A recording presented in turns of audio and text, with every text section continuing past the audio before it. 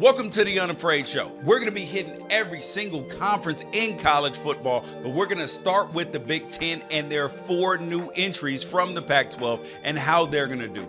And we got Brandon Walker from Barstool Sports and the Mostly Sports Show in the building to talk about it. And of course, we got to take a lunch break. And we have Matt Verderame in the building as a correspondent. And we got to talk some monster trucks. You guys make sure that you like, subscribe, tell a friend about the show, get notifications, and most importantly, share so the show can continue to grow. Let's go, the Unafraid Show.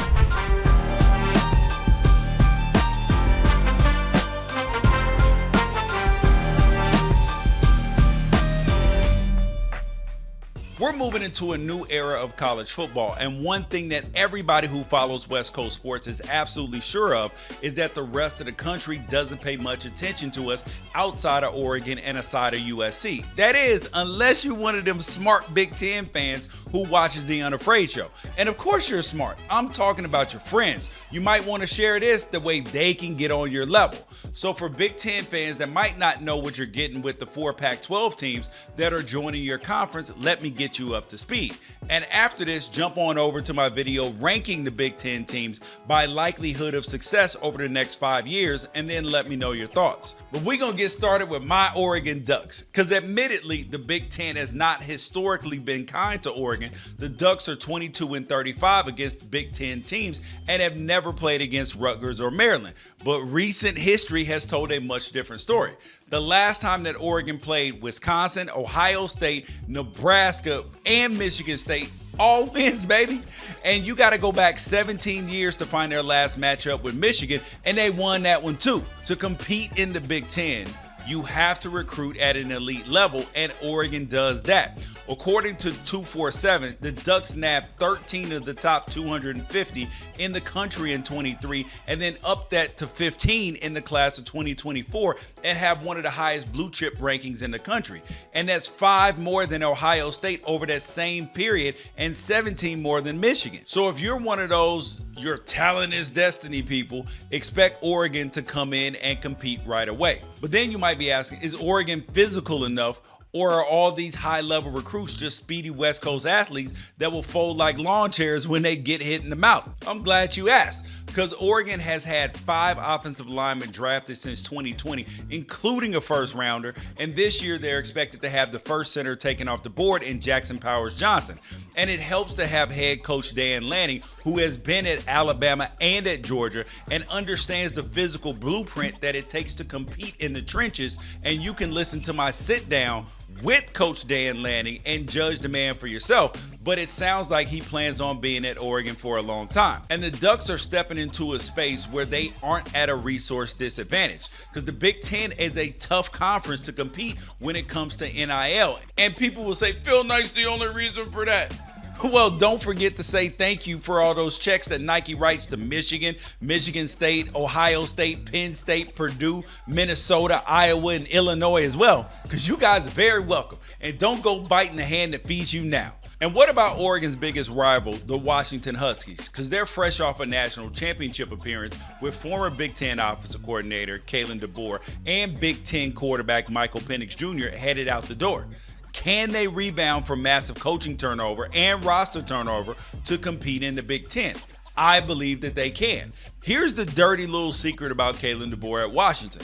There might not have been a better in-game coach on the planet last year, but the truth is, Washington wasn't recruiting at the level that they needed to in order to sustain the success that they had in the past year. And their new head coach, Jedd Fisch, managed to take Arizona, arguably the worst team in all of FBS 3 years ago, to a top 15 team with a serious California pipeline.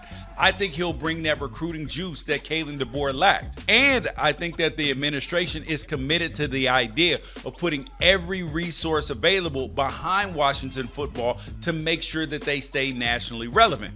Now, whether they can stomach that commitment over time is another story, but as of today, they're all in. Now, Washington is going to take a little bit of a dip next year, because they weren't just senior heavy, they were super senior heavy on both sides of the ball. And Kalen DeBoer also took some of the returning talent with him to Tuscaloosa. But if Jed Fish proved anything while he was at Arizona, it's that he can rebuild a roster. And this time, he'll be doing it with a respectable NIL fund. If Washington isn't challenging some of the Big Ten's best teams on and off the field by 2026, I'll be shocked. Now, how about USC? Look, these aren't your parents' Trojans. Reggie Bush and Troy Polamalu aren't walking through that door, but they are still dangerous. But the question is, are they dangerous enough to be competitive week over week against teams in the Big Ten that are perfectly happy making any game a rock fight? That's the $1 million question, because USC is in the middle of one of the deepest talent pools on earth in LA, and they're always going to be talented. And with this track record of #1 picks and Heisman Trophy winners, Lincoln Riley can handpick the best high school or portal quarterback he wants every single year.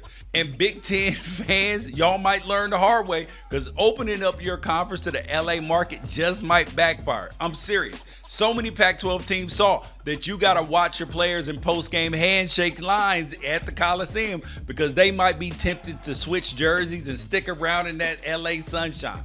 Because these 20-year-olds aren't out here watching Fox News and posting online about the demise of Los Angeles. LA is still dope. They're kids, and being a young star athlete in Hollywood is still as cool as it's ever been.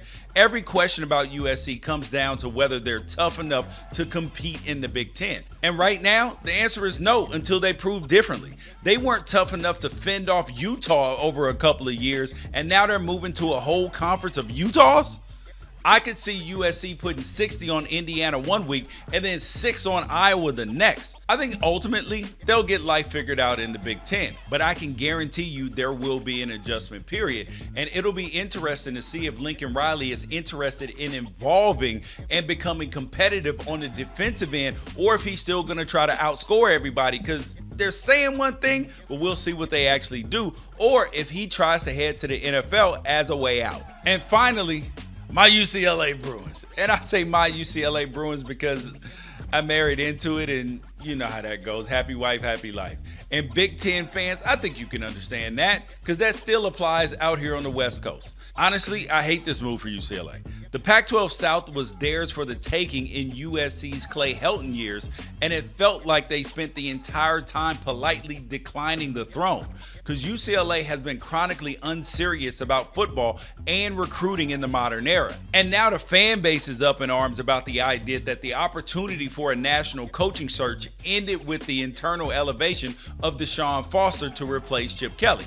I like Deshaun Foster. I think he'll be successful, and he'll be way more serious about recruiting than Chip Kelly was. But it's going to take more than a young, energetic, alumni head coach to lift a program out of mediocrity. It takes administrative and community buy-in. And even though UCLA led the way on leaving the Pac-12 to head to the Big Ten, I'm not convinced that they understand the consequences, because I'm afraid the Rose Bowl is going to feel like an away game every single week, because Big Ten fans travel, and true away games are going to feel like hell on earth. And both LA schools have to deal with the fact that the average high temperature in Lincoln, Nebraska in early November is Los Angeles average low. And the one thing that UCLA has done better than USC in recent years is understand that football still comes down to running the ball and stopping the run. And that could be their one saving grace when it comes to staying out of the Big Ten basement. But it's hard to imagine them breaking into the top echelon of the Big Ten without massive improvements in talent acquisition and NIL funds. Let me know in the comments which Pac-12 addition to the Big Ten will have the most success and the quickest, and which school you think is going to come to regret the move. And now is interview time, baby. Let's go. And we're on with Brandon Walker from the Mostly Sports Show with Mark Titus. Brandon, thanks for coming on the show. Yeah, and listen, I am on the Mostly Sports Show with Mark Titus. We do a great job. It's fun. We do it every day at 9 Central, 10 Eastern. But I also have a college football podcast, too, called Unnecessary Roughness. That's just a dominant force in the industry. Big Game Boomer, who is a guy in Oklahoma that just tweets out things. He tweets out lists. He looked at me and he said, this guy is the #1 college football media personality in existence. And I'll be dang, he was right. I looked at that list and I was like, hold on. Whoa. I'm going to the top of this list, Brandon. So I don't know how long it's going to take, but you're going to have to move down to #2. That's fine. Well, come on. Come. Hey, let me tell you something, George. You and I met one time, right? We met in Las Vegas, correct? Yes, correct. Come take it then. Come take it. If you want number one, walk over here and take it, George. Your Twitter handle is actually a cool one. Mine is my name at George Wrighster. Yours is at BFW. What does the F stand for? Stands for Brandon fucking Walker. And back in the late 90s, early 2000s, it was all about The Rock. It was all about Stone Cold Steve Austin. It was all about these crazy characters, talking in third person and being loud and boisterous. That's where it comes from. Take me back to April 2019. An opportunity came along to work for a company called MyBookie on the side. I was making $25 a show, and I would talk gambling picks. I would just, every day at 3 o'clock, I would just fire it up, and I would talk gambling picks. I'd tell people my picks, and I would have about 30 people show up to take those picks. Flash forward to March, it's Final Four weekend. Dave Portnoy tweets out, Dave, prolific gambler, loves to gamble. I want to put $250,000 on Texas Tech to beat Virginia Monday night. Dumbest bet in the world because Virginia won that game. But a guy that was running social for my bookie, quote tweeted it and said, you're a fake gambler or something like that. They called Dave out. And, if you call Dave out, look out. Dave goes at my bookie, and then lo and behold, I go live from the MyBookie Twitter page at 3 o'clock that day. Instead of 25 people that I'm used to, there's 1,200 Dave Portnoy fans in the chat telling me I'm a squid, I'm terrible, I'm ugly, my mother does crazy things to farm animals. And I just kind of rolled with it. I just whoa, guys, I'm a Dave Portnoy fan. And I just rolled. I started insulting them back. I started, turning their jokes around on them. I started, throwing them the bird a little bit. And that night, Dave saw it. And Dave blogged on Barstool Sports. This was April 9th, 2019. He blogged, I should hire this guy. The next day, he DMs me on Twitter, says, I want to hire you. I said, hire me. I gave him my number. He called me 15 minutes later, and 30 minutes later, I signed my first contract with Barstool Sports. That's wild. So you and Dan Katz are pretty much the only people over there that have families, because you got 4 kids. How is that part of the lifestyle when you're Brandon Walker dad, but also you are, a Barstool personality? That's the toughest part for me. First of all, it's a wonderful life, and it has provided a wonderful life for my family. But, sometimes having 4 kids is having 4 kids, and sometimes the job has to come first, and sometimes the kids have to come first. It's a funny story. I went to the Blackhawks game the other day, Chicago Blackhawks, and I was walking through. I have 3 sons, 13, 11, and 8. And I'm walking through. I'm leading them through this big crowd, and this fan goes, "Yo, Brandon fucking Walker." And I'm like, whoa. I'm with the kids. Yeah. Not right now. It's just dad right now. So, but sometimes it's difficult explaining, today dad had to spin around on a bat, get dizzy, and throw up for everybody to laugh at him. Sometimes it's hard to explain what dad did at work today. My big break came when I was 40 years old. That's pretty late to have your big break. Yeah. I mean, is it though, really? I mean, in this day and age when you have felt like it, yeah. Damn sure felt like it. I mean, when in the day and age when you have so many 20-some-year-old millionaires, and I was one of them, it's no, I get it, George. You got money, man. You got money. Fuck, I get it. So I do feel like I've broken through, and I do have a national platform. However, I mean, this. Whenever you were playing ball and you were playing at the highest level of D1 or you're playing in the National Football League, that's great, but you didn't feel like a success. You didn't stop and say, boy, I made it. No, what you do is you say, I got here. Now how do I get here? It was 1,000% luck. It was, there are guys grinding right now that are as talented as me that'll never get their break. When luck knocks on the door, be prepared to fucking take it. Be prepared to put in the work. And what I do isn't really work, but I work hard at it, if that makes sense. Correct. I'm going to say a name. Caitlin Clark. Let me tell you something. Caitlin Clark has reached a point in this society, in our sports world, that very, very few reach. The mere mention of her name will have 100% of people feeling some type of way, whether they get mad, whether they jump up and start singing, oh my God, Caitlin Clark. We have reached a point that we've never reached in sports. Women's college basketball is bigger than men's right now. I don't think the women's game is bigger than the men's game. I do think for the first time ever, the women's game has bigger stars. And star power turns TV channels. Like Caitlin Clark turns TV channels. Zach Edey don't really turn TV channels, you know? No. Now let's transition over to college football because this is the thing that me and you love the absolute most. And there's a lot of people talking about college football is broken. It's over because Nick Saban retired. Chip Kelly went to go be an OC. I'm like, the product on the field is great. And if we're getting people out of the game that don't want to be in the game, sayonara.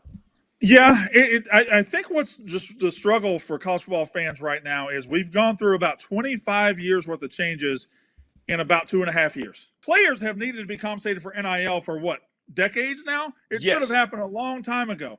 These things should have worked themselves out naturally over the years, but instead we get to 2020 and they're like, you know what? F it. Portal's wide open, NIL's wide open, and deal with it. And that wasn't the way to do it. The fact of the matter is we just had our last 14 playoff, and 75% of the coaches in that playoff are no longer with the teams they led there. It's a phenomenal time in college football. However, you can look at college football as broken. You can look at it as like the wheels are falling off. However you want to look at it, you need to look at this. The ratings are higher than they've ever been. Yep. Revenues are higher than they've ever been. These teams are making more money than they know what to do with.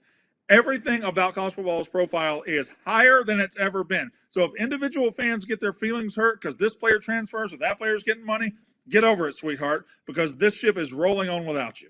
The Pac-12, though, dying, that one hurt my heart, even though I saw it coming. There's still something about a group of teams on one coast and a group of teams down here and a group of teams up there. These conferences have their own personalities and their own heartbeats and their own everything. Like, this is old man yells at clouds, and I understand that. But at the same time, what made college football special was the passions from coast to coast, and it has dwindled a little bit in the name of the money that they're going to be making. You grew up watching SEC football. There is one thing that bugs the hell out of us West Coast folks, and me particularly, is the SEC playing 8 conference games. I can't make sense of it, Brad. This has got to be the dumbest freaking thing in the world. You all right? No, I threw my stool because I was mad at the question. Oh. Hey, you can't tell me that this is not the dumbest shit in the world, man. That's how mad I am because it is a grift. It's a grift. George, let me ask you a question. If I said, hey, you know what? We're going to go out and we're going to run. We're going to get in shape this week. And you're going to run 9 hills. You're going to run 9 little hills, and every time you're going to run up a hill, run downhill, run up a hill, downhill 9 times. Me, I'm going to run up 8 mountains. I'm going to 8 run mountains? Up Georgia and Alabama haven't played in the regular season in like 10 years. I'm running, and finally I get across. And you know what happens when I get to the bottom of that first mountain? Here comes Georgia. I gotta climb another mountain. When is the last time that Alabama had to climb Georgia during the regular season? 8 SC, I don't know. 8 exactly. SEC games on an annual basis. If you take a 10-year stretch, a 20-year stretch, a 30-year stretch, 8 SEC games are more punishing than 9 games in any other league. Now, recently, I would say the Big Ten East has gotten close to the power of the SEC. It has. So I would say that one. But at no point in the last 20 years, ever since USC fell off, has a 9-game conference schedule been equal to an 8-game SEC schedule, and I'll fight it. Are you going to keep perpetuating this lie and this myth? Okay, so look, there is. Let me explain the math to you on this. I know how math works, George. Okay, yes, I know your wife's a professor. She's probably explained this to you, but let me explain 9 is more than 8. I got it. No, not even that part of the math. Okay, so when you play 8 conference games, that means that you are going to average 4 losses per team versus 4.5. So when the SEC teams played that November cupcake while, Arizona's playing Oregon or or Michigan's playing Michigan State, or Ohio State's playing Penn State at the end of the season, those SEC teams that play the cupcakes, they get artificially moved up when they're playing Northwestern State, unless they're Auburn, who loses to New Mexico State.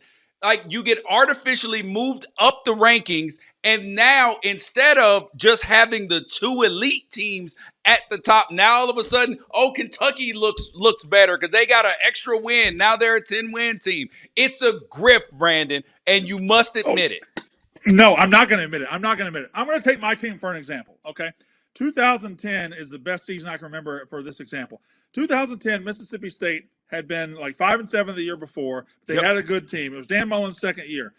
Mississippi State went 8-4, and that's a mediocre record, right? That is a mediocre record. That's good pretty for Mississippi State. George, come on now. Anyway, hold on. Were you a Mississippi State fan when Mississippi State came up to Autzen and I had 2 touchdowns? I was going to ask you what because we'll get to that in a minute. We're going to get to that in a minute. But anyway, 2010, Mississippi State, who plays in the SEC West, they lost 4 games. All 4 games were to SEC West opponents. All 4 were to top 10 teams. All 4 were single-digit losses. So they played 4 teams in their division, all top 10. There is nowhere in the country that you get a stretch like that ever outside the SEC. That's not going on anymore, though, Brandon. That's the thing. Is that you're telling me adding Texas and Oklahoma is going to make it easier? That's going to make it tougher. That's what.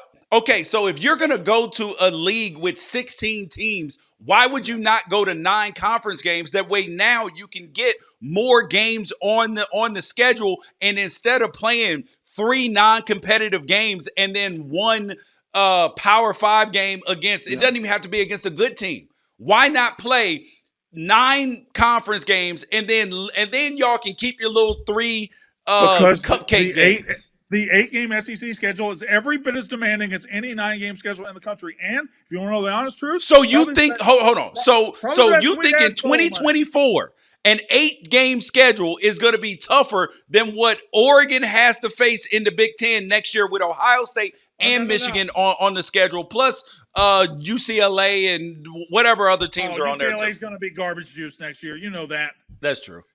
Okay, but anyway, Oregon's schedule will be tough next year. And would I personally move it to 9 games? Yeah, but do I see the logic of why they're sticking with 8? Do I see? Because it's going to get you more teams in the playoff. I mean, I don't think the SEC's hurting for getting teams in the playoff. So whatever they're doing, they're getting as many teams as they can get in bowls to get that money. They're getting as many teams in the playoff. Yeah, maybe it's a competitive advantage, but Greg Sankey is the commissioner. His job is to find that competitive advantage for the SEC. And to me, it has worked. Like 8 games in the SEC, you go 8-0 in the SEC, you're the best team in the country. That's all I'm going to say. And you guys, he's Brandon Walker. You can find him over at the Mostly Sports Show and Unnecessary Roughness podcast as well. See? Remember, professional. Yeah. So my son Damon had told me about this Mexican spot that I had to try. It's called Villanueva Mexican Grill. Listen, the signage doesn't look that great, but we got to see how the food tastes. And when I went inside, it was very clean. They have the salsa tray up front where you can choose and get whatever it is that you want. Here's the whole kit and the whole setup. I got a combination of lemonade and mango, which what the guy said was the best thing. Here's what the pico looks like. The mocajete. And we got real guacamole, not guacamole sauce. Okay, got some street tacos. Ordinarily, I would never put guacamole and cheese on there, but that's one of their things, so had to try that joint out. And I got an Alex burrito. The tortilla looks good. We'll start with the tacos, and I'm gonna squirt a little lime on these joints. I got the asada. I'm a big carne asada fan. You know how old I was when I learned what the second taco was actually for? The second taco is to actually catch all the stuff that falls out of the first taco. That guacamole is busting. I'll tell you about it. Taco was solid. See what these chips talking about. So I got the pico first. It's not old pico. Tomatoes are still firm. See what that mocajete is looking like. Oh. Okay, mocha hot day with you. Got a little kick to that thing. Guac. I like it. And it's got tomatoes in it. You don't have tomatoes in your guac, you're not doing guac right. Let's see about this drink. I like that. Solid. Nothing special, but it's got the pico, the onions, the cilantro, the rice, beans. Yeah, good solid burrito. 8 out of 10. 8 out of 10. 8.5 and above. I'm driving out of my way to go there. But 8.0 means if you on the way home and I need something to eat, I'm stopping. And that's the way I feel about this. If I want some Mexican food and I don't want to sit down at a full-fledged restaurant, if I need a burrito or some tacos, yeah, bro, this is an absolute win. And good job, Villanueva. Like it. 8.0. And now we're back with Brandon Walker. For Wrighster or wrong, Alabama fans can't handle a 2-year rebuild with Kalen DeBoer. You are Wrighster. You are exactly right in that one. Here's what's about to happen in the University of Alabama. Kalen DeBoer is a very good football coach.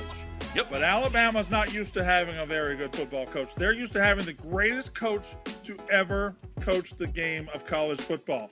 Kalen DeBoer will be fired within 2 years or 3 years because 9-3 ain't going to work for them. 10-2 ain't going to work for them. Anything short of a national title and he will be a failure. Will it be his fault? No. But Alabama fans are not ready to only be really good and not be elite. 15 years of caviar and Cadillacs and everything's been a great life. But guess what? The divorce is finalized and you got to go get a job now, Alabama fans. Nobody likes that. The Braves in the 90s have to be the best sports franchise of all time with the least to show for it. Wow. So, you're probably wrong. The Braves in the 90s are way up there. But do you remember, and you're 2 years younger than me, the early 90s Buffalo Bills went to four Super Bowls in a row. Do you know how hard, I know you do, you know how hard it is to go to 4 Super Bowls in a row? That's unheard of. And to lose 4 in a row, like you had to get it right once. Making 4 Super Bowls in a row is a major, incredible, one of the greatest accomplishments ever, and we remember them as losers because they never won once. So while Atlanta underachieved and they should have won 3 to 5 World Series, at least they won the one, and you can at least say, well, they got 1 ring. They at least got there. The Bills were just as good as the Braves in the early 90s and never got there. Patrick Mahomes is the GOAT quarterback. It is hard to judge half a career, which is what we have from him, against anybody else's whole career. And particularly I'm talking about Tom Brady, who kept doing it until he was in his 40s, which is remarkable. But if you want to say up until the age of 29, which is what he is now, is he the greatest of all time? I think the answer is absolutely yes. And it goes even further than just 3 Super Bowls. He's never played a season where he didn't make the AFC Championship game. Yeah. You know how hard it is to make an AFC Championship game in this day and age with Joe Burrow? If you want to Josh win Allen, a Super Bowl, like out of his 6 years, he's been in 4 of the Super Bowls. Yeah. And he's won 3. Yes. So if you want to win a championship, you must go through Kansas City and Patrick Mahomes. Brady won 3 in his first 5 years, I think, maybe 6 years. But then Brady had a big gap. He had 9 a gap. years. Yep, 9 years. 9-year gap. I certainly don't feel a 9-year gap coming for Patrick Mahomes. So to me, I think he is on trajectory right now to be the GOAT. And if I had to say up until age 29, who was the GOAT, it's Patrick Mahomes. I know that you're a big reader and you love Rick Riley, but Rick Riley books are overrated. Wow. Okay. Are you coming over here to fight me? Take this tomorrow. All right. First of all, it's hard to explain Rick Riley to anybody. But back in the day, in the 90s, Sports Illustrated would get to my house. I was a subscriber. It got to my house every Thursday. He had the back page of every Sports Illustrated. So what I would do is I would open Sports Illustrated. I'd see the cover. Oh, look, Tim Duncan. Flip it and see what Rick Riley was writing about. Prime Rick Riley is my favorite writer ever, even if he was a little hokey, a little goofy, a little whatever. I'm all of those things. So I will fight over Rick Riley. Even though he's kind of, I've met him before, and I've heard people that met him, and they say he's kind of a douchebag. Whatever. All right, last one. Am I Wrighster or am I wrong? that the Pac-12 cast-off, that one of those teams will both win the Big 12 and the Big 10 next year. You're wrong, because Ohio State's winning the Big 10. No Oh, God. Ohio State's going to be nasty, man. They're going to be Yes, nasty. they are. They brought that whole defense back. That defense was top 5 defense. They went out and got a quarterback to run their system. They got Chip Kelly. Like what do you want? They're going to be unbelievable. I think Utah's going to be nasty. Oh yeah.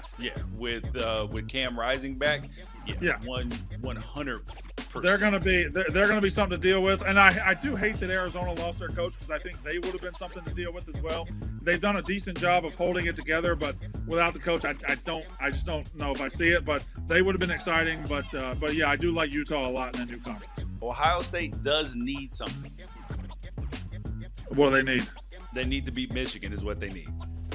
They do. But I'll put it like this: if I wanted to beat Michigan, it would make my heart feel good if their coach left, their quarterback left, all of their coaches outside of one left. Everybody left, man. Michigan in 2024 will not be what Michigan it was in 2023 or 2022. They just won't. Hey, man, broken clocks win games every now and That's then. not the saying at all, George. That's not the saying at all. This guy just started talking. The broken clock is worth 2 in the bush. That ain't the saying, George. All right, you guys, he's Brandon Walker. Make sure you go check him out. Brandon, thanks for coming on the show. Hey, George, pleasure. And this is a home and home, right? Yeah, man, I'm absolutely down to come on, man. Just hopefully you guys are prepared over there for somebody like me who's ready to take that number 1 spot. That's fine. Like I said earlier, you're going to have to come and take it. Today's the first day of us doing something a little bit new here on the Unafraid Show. We're going to periodically be bringing on correspondents. And this week we have Matt Verderame in the building. You can find his work over at Sports Illustrated and the Matt Verderame Show, which is a football show based mainly around the Kansas City Chiefs. And he got something for you good right now. We need to stop the nonsense. We need to stop the fake arguments for the sake of fake arguments. Look, the Bears are going to take a quarterback with the number 1 overall pick this year. You know how I know that? Because I have common sense and I understand how the NFL works. Justin Fields has been with the Bears for 3 years. And for 3 years, the Bears have been terrible. Now, that is not all on Justin Fields, not by a long shot. Fields has actually been good at times. In fact, he was in the top 10 in MVP voting in 2022. He ran for over 1,100 yards that year. The problem? He also fumbled the ball 16 times, and he wasn't prolific throwing the ball, and he was sacked a league-high 55 times. And so what did the Bears do? They got the number 1 overall pick last year, and understandably, they traded the pick to the Carolina Panthers because they said, hey, we're going to get a bunch of picks moving forward, and we're going to be able to reset the franchise. Ryan Poles, GM, came in there, added to the front 7 with guys like TJ Edwards and Tremaine Edmonds, and said, fine, we're willing to have a reset here with a bunch of cap space. We'll get a number 1 receiver out of this. We don't love Bryce Young. We'll move back. We'll move forward. And hey, that worked out okay. The Bears were much better in 2023. They won 7 games, even though Fields had to miss 4 games with a hand injury. You can't argue that that wasn't the right move, even though, of course, if they could do it all over again, they would take C.J. Stroud, because Stroud looks like he's on his way to being an all-pro level quarterback. Bryce Young, of course, does not look like that, at least in his first year in Carolina. But back to Fields and back to the current situation.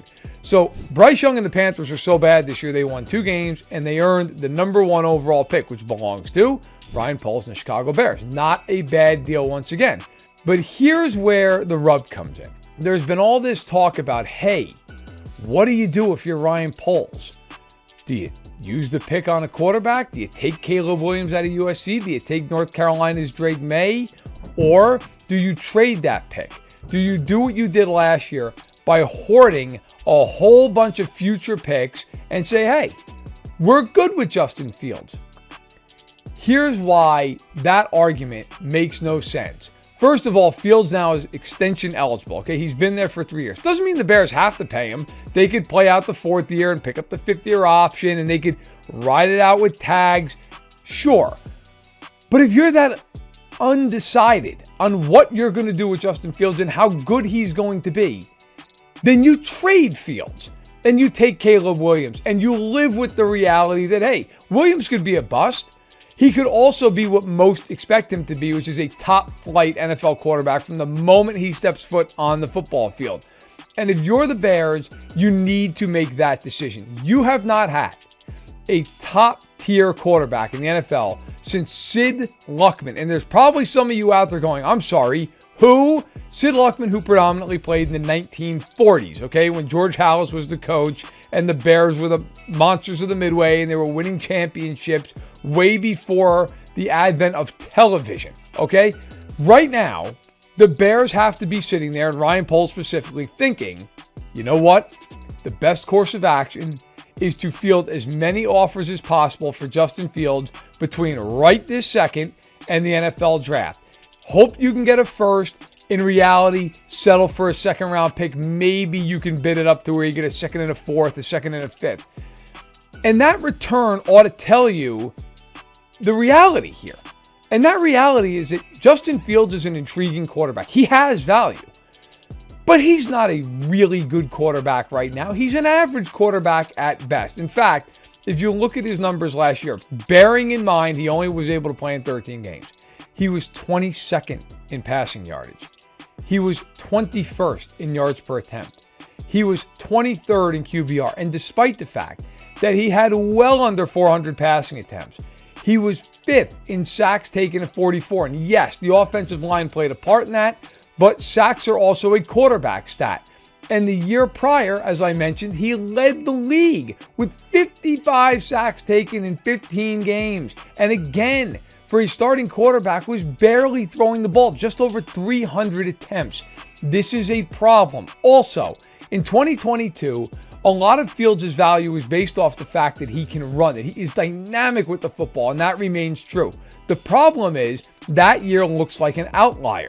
In fact, if you combine the rushing totals for Fields of his first and third seasons, they don't equal what he did in his second campaign. So yes, he is dynamic with his legs. That is a dimension that you love about his game. But the truth of it is, he is not a Lamar Jackson who every year is a threat to rush for 1,000 yards. That's not the case. And he's also not the passer that Lamar Jackson is, which is why Lamar is a 2-time MVP. And right now, Justin Fields, not even sniffing a Pro Bowl. If you're the Bears, this is not a tough call. You trade Justin Fields, you accumulate draft capital that way, and you use your 2 top 10 picks on a quarterback and then somebody who can help him out. You want to go best player available there on the offensive side? Fine. You want to take a tackle? Great. You want to take a receiver to pair with DJ Moore? Cool with that too.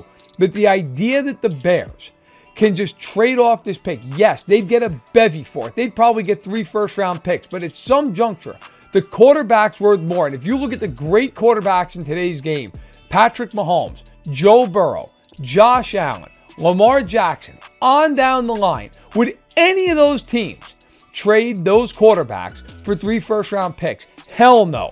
No chance in the world, and that's factoring in that those guys are all on second deals that are extremely lucrative. You have a chance to reset the franchise, to restart the financial clock at the quarterback position, and get somebody who might be generational. For Ryan Poles and the Bears, this is not a tough decision. Trade Fields, draft Caleb Williams, and move forward. I want to talk about Bigfoot. Not the Sasquatch, because that's a whole nother topic for another day. I'm talking about the big blue Ford F-250 monster truck. You know the one I'm talking about. Because, man, I loved Bigfoot as a kid when I was in Memphis. But at the time, it felt like it was something that I needed to keep to myself. Maybe not everybody can identify with this, but back then it felt like that there were activities for black kids and for white kids. And monster trucks weren't exactly on the list of things that I saw that kids like me were playing with or even talking about. It was just something about the marriage of motorsports and Confederate flags in the 1980s South that never sat quite right with me. And as a father, you never want your kids to think about something that isn't for them just because of the color of their skin, especially something as kick-ass as monster trucks, which is why I'm loving that my 4.5-year-old son is all in on Monster Jam. We've been out to watch Monster Jam as a family several times now, and I even got plans to be with Marcellus Wiley and his family at SoFi Stadium for the Monster Jam World Finals in May. And it's like I'm getting a redo on my childhood through the eyes of my kids. And I'm telling you, there's nothing better than the wonder on his face when 12,000 pounds of steel and rubber launched through the air. You got Zombie, El Toro Loco, Gravedigger, and you know my son has the toy version of all of these. And then there's Son of a Digger, and I really don't know how I feel about the name, but the truck is cool as hell. And I'll tell you what. You looked at some of these drivers like Bernard Light in the Amazing Spider-Man truck and Brianna Mahone in the Scooby-Doo truck. And I know the anti-woke crowd hates the term inclusivity, but what am I supposed to call it when I see people of all races and genders out there on the dirt and in the stands? Monster Jam has done an incredible job of making me and my family feel like we're not outsiders and like all of this is as much for us as it is for anybody else. And it's not just Monster Jam, but motorsports in general. I was out at the Clash at the Coliseum a couple weeks back for NASCAR's annual preseason Cup Series event and had a great time. And I'm sure for Monster Jam, for NASCAR being more welcoming has paid dividends. Monster Jam is certainly getting a portion of my expendable income because they're helping my family make memories. And when I look out at the crowd, I see nothing but families of all kind and color wrapped up in the same amazement, joy, and wonder as my own. And I think back to when I was a kid, and it honestly makes me question the problem that some people have with the idea of inclusion. Not everything needs to be for everyone, but things that appeal to everyone certainly shouldn't exclude anyone. When I was a kid, wishing I could go see Bigfoot in person, but feeling like it wasn't for me, that had to be taught. And not just that motorsports weren't for black people, but that black people would be better off leaving motorsports to everybody else. The truth is, nobody is born racist. Nobody is born feeling a sense of superiority. No one is born thinking that it's better to be excluded, and all that is learned behavior. And I'm grateful that my kids and the kids of so many others live in an era where those things aren't being taught as prevalently, and that as an organization, Monster Jam, NASCAR, and others make the effort to make people like me and my family feel welcome. I might not have those memories for myself, but I have them with my family, and hopefully they'll make those memories with their kids too. Let that sink in. And that's the Unafraid Show. You guys, thank you for joining us. Make sure that you like, subscribe, get notifications, tell a friend about the show, and most importantly, share so we can continue to grow and everybody sees this dope content. And we're edging up on 15,000 subscribers, so it is giveaway time. So make sure that you're back here every single week on Thursday. See you next week.